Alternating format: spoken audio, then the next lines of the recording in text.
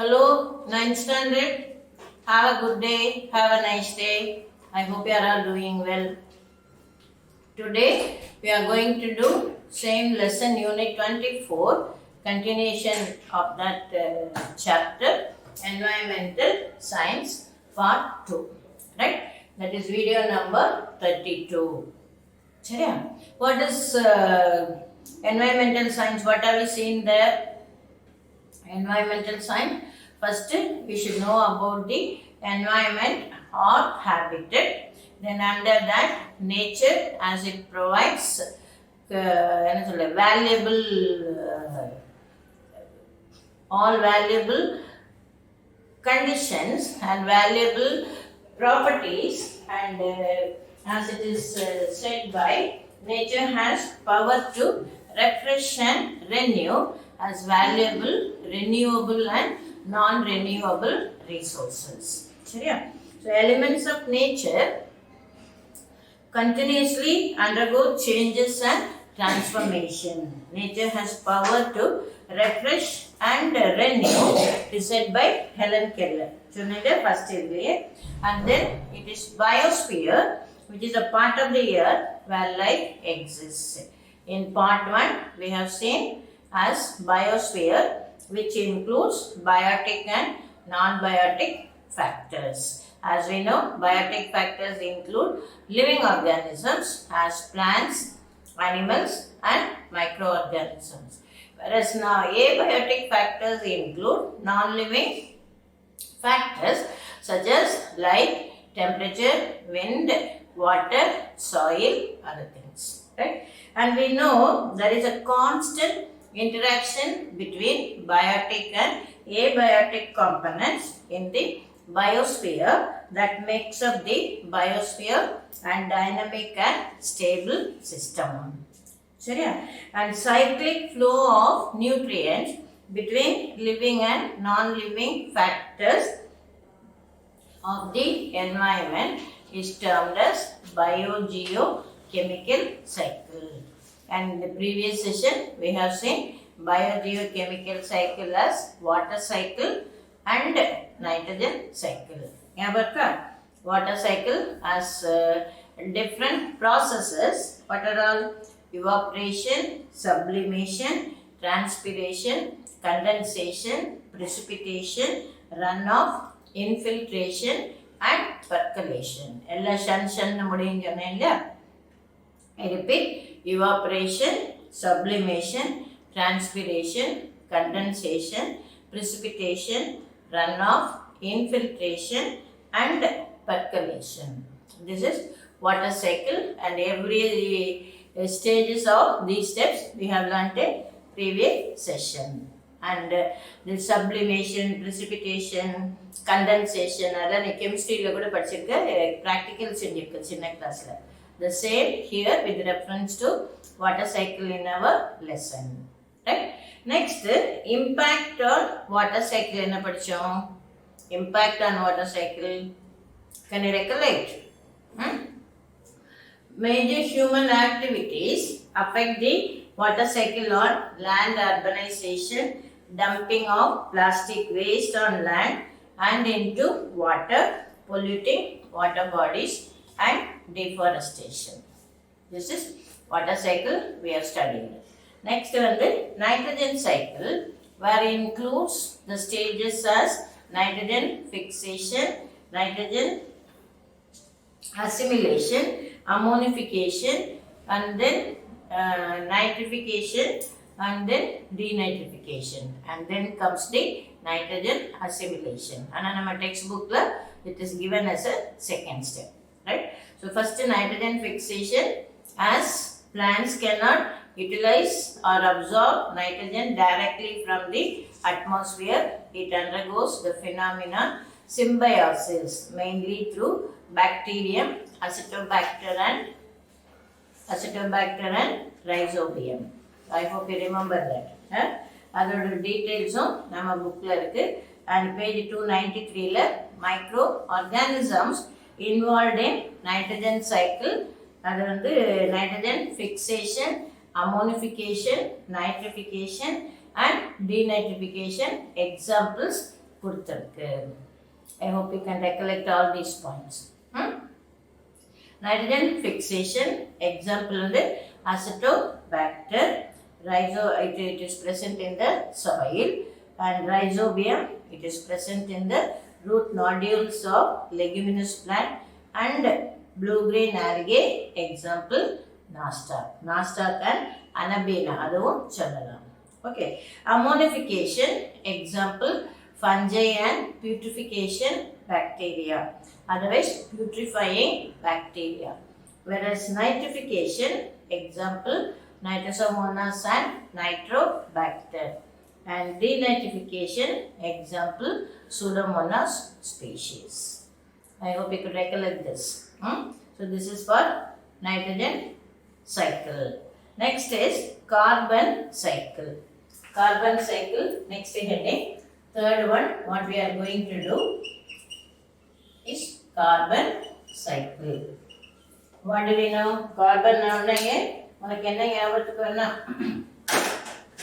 Carbon, immediately you should remember about carbon dioxide இல்லையா? அதான் carbon cycle ஒரு example. Right? Carbon occurs in various forms. என்னெல்லாம்? Charcoal, diamond and graphite. இதுக்கு பேரு elemental form of carbon. What are charcoal, diamond and graphite? These three are elemental form of carbon. Whereas combined forms of carbon are carbon dioxide and carbon monoxide and carbonate salts. சரியா? So here இது வந்து carbon form வந்து என்ன சொல்லுவோம்? Diamond, coal, diamond, charcoal and graphite. These are elemental forms. Whereas carbon monoxide, carbon dioxide and carbonate salts, these are all combination of combined form of carbon. I hope you could recollect this. Carbon dioxide பற்றில நமக்கு தெரியும். What is the use here? உடனே உனக்கு என்ன ஞாபகம் வரணும்? Photosynthesis. ஞாபகம் இருக்கா? During photosynthesis, carbon dioxide is taken in and oxygen is given out. During the process of photosynthesis, carbon dioxide is taken in and oxygen is given out. Whereas during respiration, oxygen is taken in and carbon dioxide is given out. So these two processes, they are all living things, they are involved in this. So we say all living things are made up of carbon containing molecules like protein and DNA as nucleic acid. Protein and nucleic acids. The atmospheric carbon dioxide enters into the plant through the process of photosynthesis to form carbohydrates. This from plant, it is passed on to herbivores and carnivores. So the food chain படிக்கிறோம் இல்லையா? That is why we say carbon or energy level. It is passed on from one food chain to one level of food chain to the other level. What do we say as food chain? It is producers and then primary consumers, secondary consumers, tertiary consumers, and finally goes to decomposers. These decomposers on further conversion, it is again taken up by plants as nutrients. So we say plants are the producers, prepare food by the process photosynthesis. Upon that, it is forming the end product of the carbohydrates and oxygen. That oxygen is evolved as a byproduct. So that carbohydrate level carbon taken by primary consumer. That in turn taken by secondary consumer, tertiary consumer. I hope you follow this. That's what is given here. From plants, it is passed on to herbivores and carnivores. Primary consumers தான் herbivores, secondary consumers வந்து carnivores. சரியா? Then during respiration, plants and animals release carbon into the atmosphere in the form of carbon dioxide. Carbon dioxide is also returned to the atmosphere through decomposition of dead and organic matter, burning fossil fuel and volcanic activities. I hope you could understand. What to say? Carbon dioxide is also returned to the atmosphere through decomposition of dead organic matter, burning of fossil fuel and volcanic activities. So this is for carbon cycle. As I say, with the textbook it is given. First, carbon dioxide in decaying matter and waste. First one, the carbon is released into the atmosphere where fossil fuels are burnt. அடுத்தது வந்து carbon is released during respiration, and this is plants. Carbon dioxide from the atmosphere plants are taking, same time for photosynthesis, and during respiration carbon is released. This is the scheme for carbon cycle. இது உனக்கு தெரிஞ்சிருக்கணும். சரியா? Now, what is the human impact on carbon cycle? As more carbon moves into the atmosphere due to burning of fossil fuel and deforestation. Deforestation is cutting of trees, removing trees on the atmosphere, in the habitat. Sorry? Most of the carbon in the atmosphere is in the form of carbon dioxide. Carbon dioxide, it is a greenhouse gas. அது குறைஞ்சதுன்னா it results in global warming. By increasing the amount of carbon dioxide, Earth becomes warmer. This leads to greenhouse effect and global warming.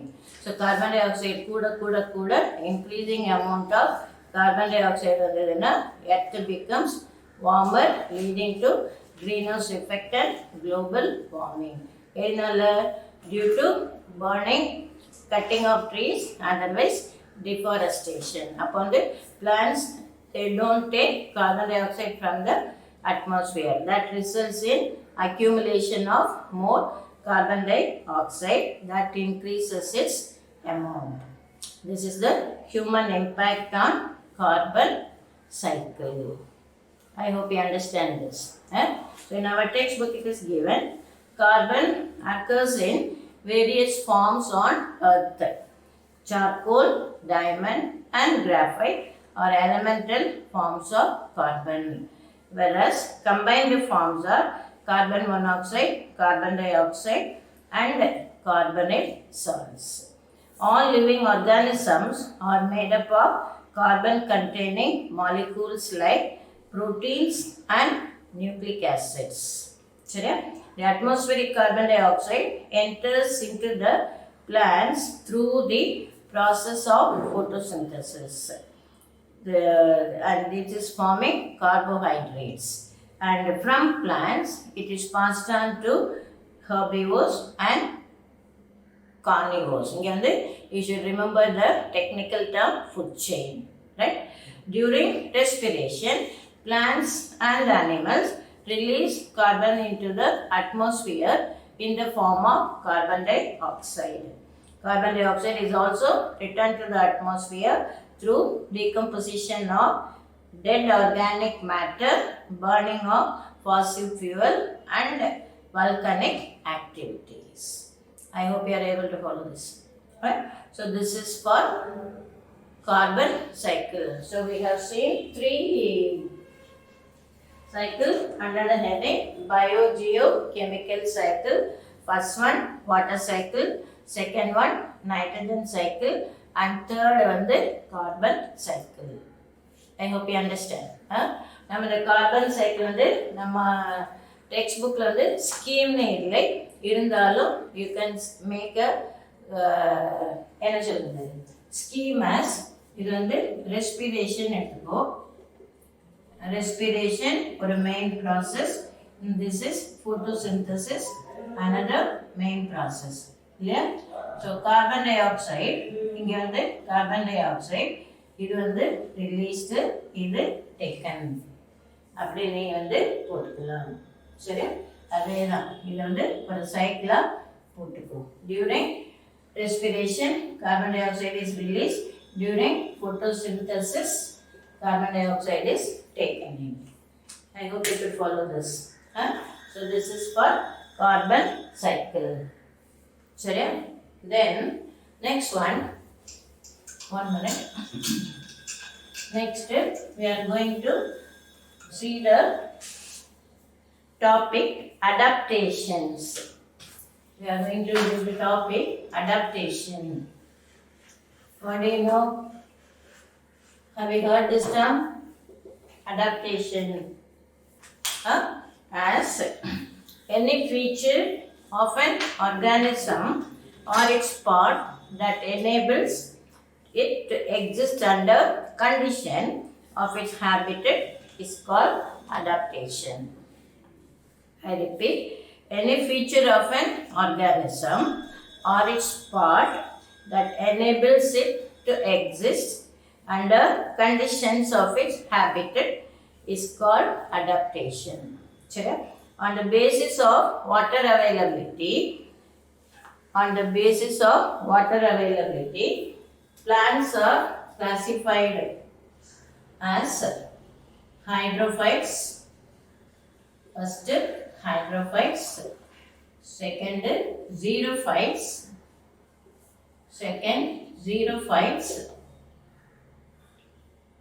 Hydrophyte, xerophyte, and third one is mesophyte. There are three categories: hydrophyte, xerophyte, and mesophytes. Right? Now, especially based on the availability of water. Okay? Now, first one, hydrophyte. As the name implies, hydro referring to water, phyta referring to plants, right? So plants living in water as habitat, they are called hydrophytes or aquatic plants. Hydrophytes, they are also called aquatic plants, or they are living in hydric conditions. So the plants are adapted in such a way to live in water. So aquatic habitat, they are called hydrophytes, right? Plants growing in or near water are called hydrophytes. Hydrophytes may be free floating, submerged, or submerged floating.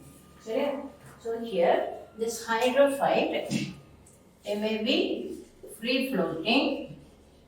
Example, Icania. Free floating. Example, Icania. என்னது இந்த water hygiene தாமரை செடி சொல்லுவோம்ல, நம்ம தாமரை ஆற்றுல நிறைய கிடைக்கும்ல, அதான் ஐகானியா. Free floating. ஒரு நிமிஷம். Free floating spelling. Free floating. Another one, it is submerged. Example, Vallis media. Free floating and submerged plants, right? And this aquatic habitat, it is as two types. One is lentic, another one is lotic. Lentic and lotic. Otherwise, lentic is running water habitat and lotic is standing water or stagnant water habitat. What does it mean? Lakes, ponds, adella stagnant water. River and stream, they are running water. தண்ணி இப்போ தாமிரபரணியில் வெள்ளம் அடிச்சுட்டு போகிறதுக்கு it is running water. சரி, but அந்த கரையில் நீ பார்த்தீங்கன்னா நிறைய செடி வளர்ந்துருக்கு இல்லையா? So they are hydrophytes. I hope you follow this. So as you know, lentic and lotic habitat as running and standing water, otherwise stagnant water. Okay. Same time, hydrophytes, as I said, it may be floating. Example, Icania, Amalachedi Chulule, Ahai Tamare. Icania or submerged. Example, Vallis media. நம்ம புக்ல இல்லை ஆனா example இல்ல நீ note பண்ணிக்கோ. They are living in lakes, pond, shallow water, marshy land and marine habitat. Right? Now this hydrophytes, these hydrophytes face certain challenges in their habitat. அப்படின்னா என்ன அர்த்தம்? They are availability of more water than needed. இப்போ aquatic plants சொல்லியாச்சு, but அதுக்கு கொஞ்சம் தான் தண்ணி வேணும். ஆனால் நிறைய தண்ணி இருந்தால் இப்போ வெள்ளம் போயிட்டு இருக்கேன், அப்போ என்ன பண்ணுவோம்? It is having its adaptation, right? So availability of more water than needed. Water current may damage the plant body. Water level may change regularly and maintain buoyancy in water. Buoyancy in water na இப்போ வந்து free floating சொன்னோம் இல்லையா? So இந்த aquatic plant அமலம் செடி தண்ணியில் முதக்கிறது இல்லையா, float ஆகுது இல்லையா, அந்த பேலன்ஸ் தான் buoyancy. I hope you understand. Then adaptation, எப்படிலாம் அடாப்ட் ஆகிருக்கு பாரு. Roots are poorly developed, as in hydrilla, or totally absent in Wolffia. Hydrilla, it is an aquatic plant where roots are totally absent. Sorry, it is poorly developed or it is absent in Wolffia. Sorry, plant body is generally reduced. அப்படின்னா there is no proper root system and shoot system. Example, lemna. Example ஞாபகம் வச்சுக்கோ. And submerged leaves are narrow or finely dissected. Right? Submerged leaves are narrow or finely dissected. எல்லா ஸ்பெசிஃபிக்காக நம்ம லேப்ல இருக்கு, school தரங்காட்டு காட்டுவேன். சரியா? Floating leaves have long stalk to enable the leaves to move up and down, and in response to changes in water level. Example, lotus. And air chambers provide buoyancy and mechanical support to plants, as in Icania. Example, Icania, அதான் அமலச்செடி, swollen and spongy petiole. Swollen and spongy petiole. Swollen and spongy petiole na ஒரு நிமிஷம் பாரு. இது வந்து water level and then இது swollen petiole. இது Icania plant. You have to draw like this. சரியா? This is swollen petiole. And இங்கே வந்து root system இருக்கும், where we find poorly developed root system. Root system will be poorly developed with the fibrous roots, and that it will have root pocket. நம்ம புக்ல இல்லை, கற்றுக்கோ. சரியா? So the leaves will be having very finely dissected leaves. Booklet diagram illai, you can just pause this video and note down the diagram, right? So this is root pocket. This is root pocket. This is Icania. Icania water hyacinth characterized by the presence of swollen petiole. சரியா? Next, this will continue. We are doing aquatic plants, hydrophytes. So these aquatic plants, as such, plants living in water or near water aquatic plants or hydrophytes, right? And they are living in hydric conditions. Hydric conditions, right? This aquatic habitat, it is has two types, as I said, as lentic and lotic. As given, organisms found in aquatic habitat, that is seawater marine habitat, and lakes and ponds, they are lentic habitat. Lakes and ponds, they are lentic habitat. அப்போ இதுக்கு பேரு stagnant water. Lentic stagnant water. Whereas streams and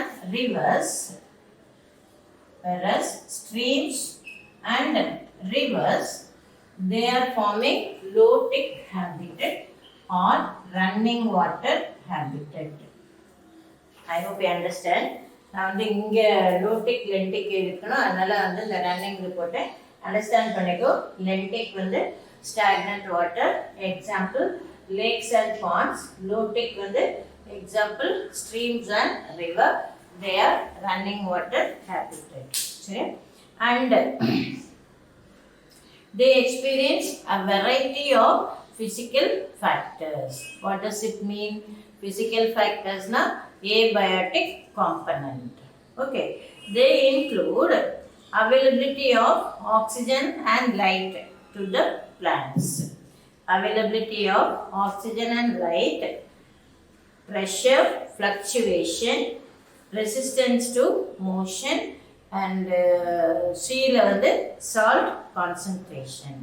I repeat, these factors include availability of oxygen and light, pressure fluctuation, the water current, and resistance to motion and salt concentration. To adjust to the prevailing conditions, aquatic plants have various adaptations. Adha namu ipo paarthomla, adha konjam additional points I am giving, right?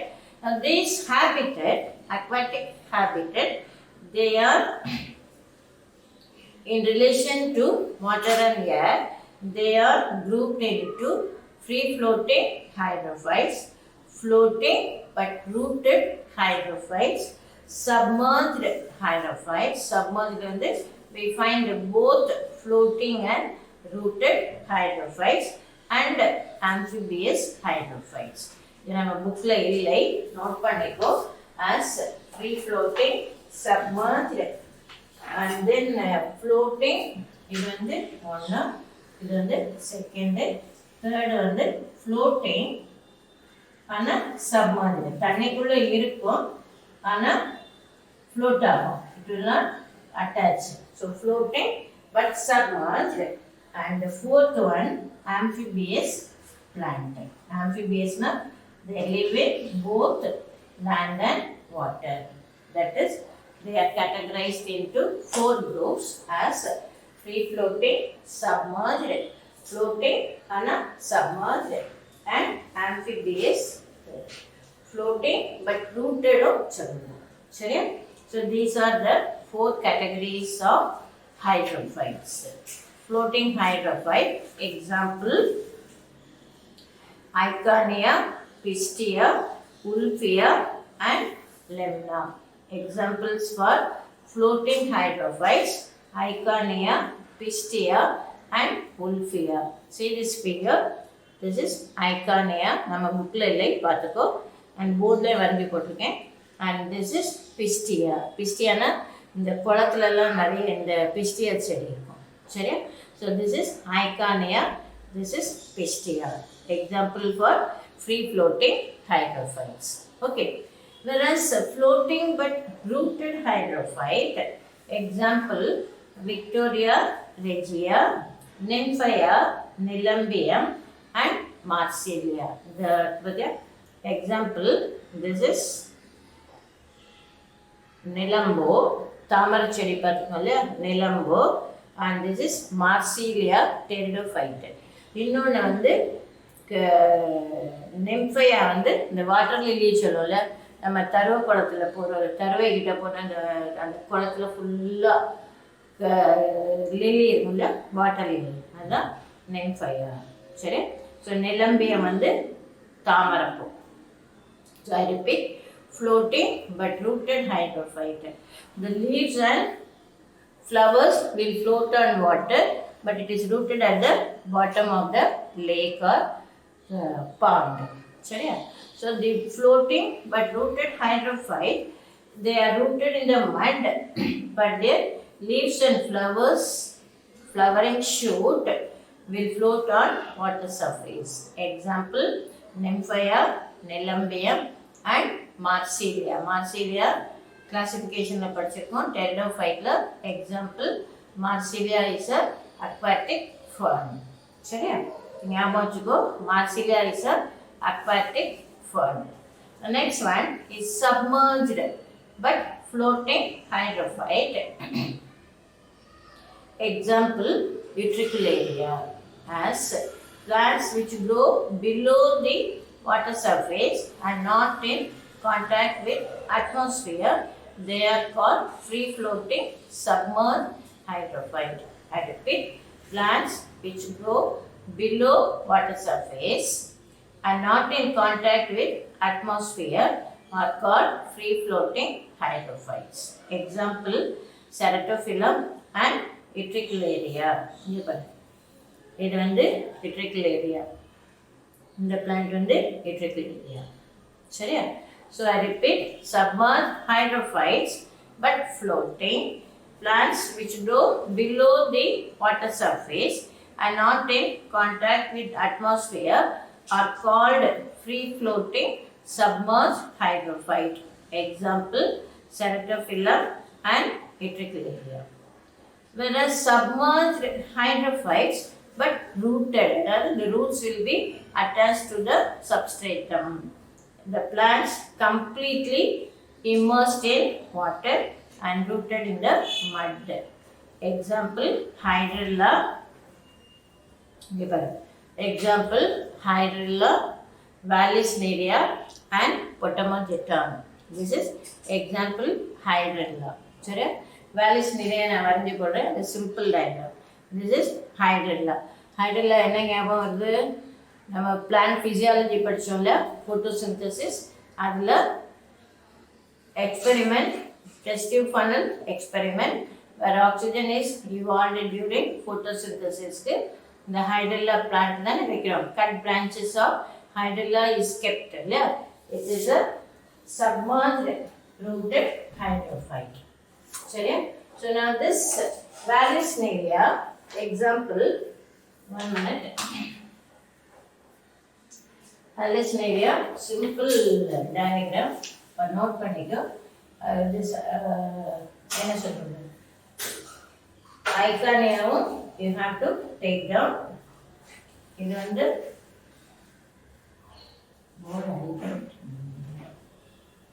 இது வந்து Vallisneria as 1 minute. இது வந்து it is having ribbon shaped leaves. Vallisneria will have ribbon shaped leaves as flat, narrow and ribbon shaped leaves. This is Vallisneria.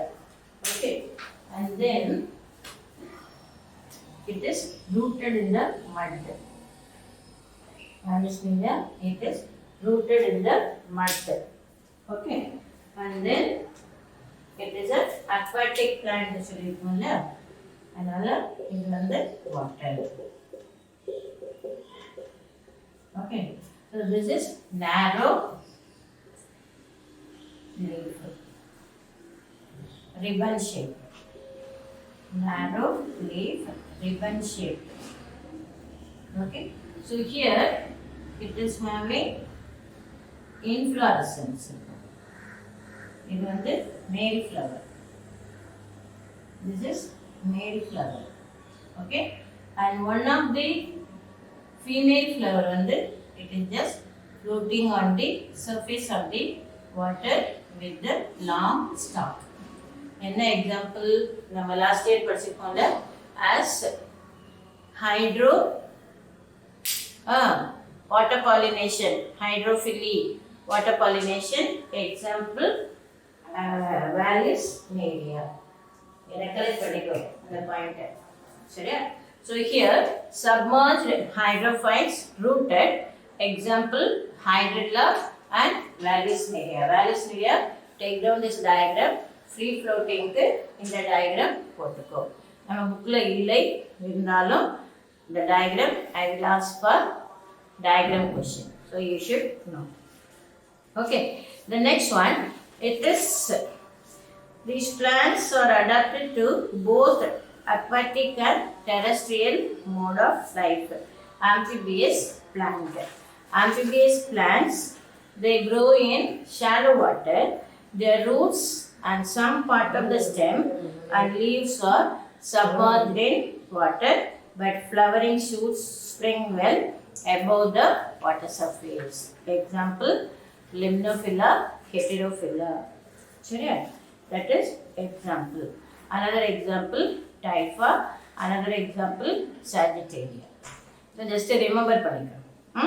Now morphological adaptations. நம்ம புக்ல ரொம்ப சிம்பிளா இருக்கு. You just understand this. Root system is poorly developed.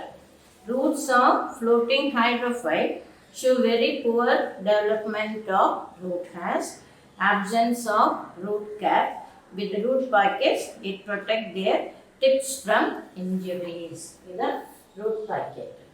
Usually, normal land plants ke taproot system la it ends in root tip. Yeah, it will have root cap, but that is absent in aquatic plant hydrophyte. Instead, it is called root packets. The brown, the triangle mari irukkum. Adu peru root packets. Seri? Example, Icania. Where rooted hydrophytes like Hydrilla, Vallis nerea and Elodia derive their nourishment through their body surface. More plants partly depend on their root for absorption of minerals.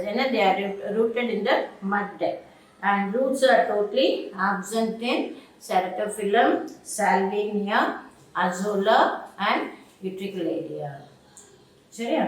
And main function is it absorbs water for photosynthesis.